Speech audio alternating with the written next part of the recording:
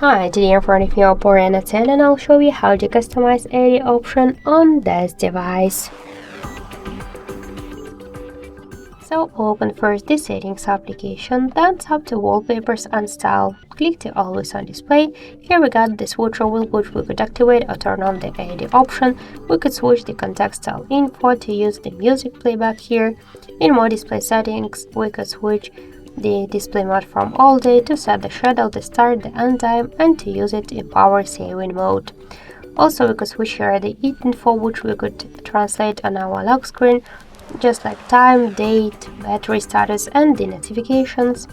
Go back, we could activate or turn off the switcher or to show the new notifications and to change the theme of the option, like we could use the images, analog clock, digital clocks, insights, the homeland, some texts, some patterns, so custom patterns. So let's use one from the available options.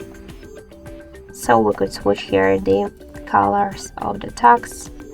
Just tap to apply color screen style set. So let's just lock the device.